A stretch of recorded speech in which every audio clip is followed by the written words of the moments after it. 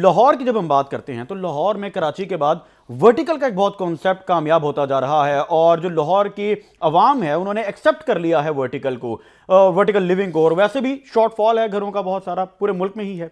तो इसको कवर करने के लिए भी इस पर बहुत से डेवलपर्स भी काम कर रहे हैं। हम गुज़िश्ता प्रोग्राम में भी इस पर बात करते आए। इस चीज़ को किस तरह से देखते हैं, क्या समझते हैं 2025 में ओवरऑल रियल एस्टेट का कारोबार कैसा रहा, अभी किस तरह से उसका रिस्पॉन्स आया, और लाहौर की मार्केट को किस तरह देख रहे हैं?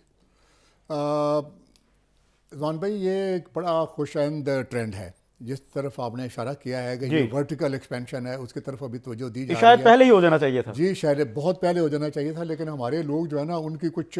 सोशल ट्रेंड है कि वो चाहते हैं कि मेरी छत हो चाहे 2 मरले की हो। वो जो है ना इस तरह के अरेंजमेंट के, और ख़ास तौर पर जो पर्दा ज़र्मी लोग थे वो समझते थे कि अपने घर में अलग से जो है जो माहौल होता है वो शायद अपार्टमेंट बिल्डिंग में नहीं होता। लेकिन अभी वो कॉन्सेप्ट भी था ना कि ना छत अपनी ना ज़मीन अपनी, तो वो उस पर भी अब बेहतरी आई। उसके ऊपर बड़ी सख्ती से पाबंद थे, लेकिन अभी जो माशी हालात हैं उन्होंने मजबूर कर दिया, क्योंकि 3 मरले का घर भी अभी तकरीबन 1 करोड़ सवा करोड़ का आता है, और बहुत जो पाश इलाके अगर वहाँ पर बनेगा तो वो 1.5 करोड़ से भी ऊपर होगा। अभी लोगों के अंदर वो बाइंग कैपेसिटी नहीं रही, क्योंकि उनकी परचेजिंग पावर जो है ना वो बुरी तरह हिट हुई है, उनकी सेविंग कम हो गई हैं। तो अभी वो इस तरफ आ रहे हैं कि अगर मैं 1.25 करोड़ का घर नहीं खरीद सकता और मैं 2 बेड का घर 70-75 लाख में मुझे लाहौर के करीब या किसी भी बड़े शहर के करीब मिल जाता है, तो मुझे उसको अवेल करना चाहिए। और आप देखेंगे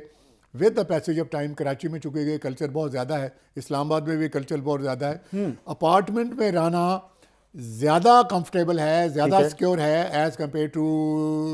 जो है ना वो जो सेपरेट जो है ना हाउस है उसमें रहना, क्योंकि वहाँ की जो मेंटेनेंस है वो सेंट्रली ऑर्गेनाइज होती है, वहाँ की सिक्योरिटी सेंट्रली ऑर्गेनाइज होती है, वहाँ का आना जाना बाकी सब चीज़ें जो है ना एक कंपाउंड है, वहाँ तक आपको पब्लिक ट्रांसपोर्ट भी और बाकी फैसिलिटी ज़्यादा बेहतर होती है। लेकिन मेरे साहब इसमें ये पहलू भी इंपॉर्टेंट है कि जो डेवलपर्स हैं उनको भी पाबंद किया जाए कि वो उन पैरामीटर्स को फॉलो करें। जिस तरह हमने कराची में बहुत सारे वाक़यात हम तो बचपन से सुनते आ रहे हैं कि बिल्डिंग गिर जाती है या आग लग जाती है बिल्डिंग में, फिर वो इमरजेंसी एग्जिट्स नहीं होते, या उस तरह से वो अलार्मिंग सिचुएशन जो अचानक से बन जाती है लोगों के लिए,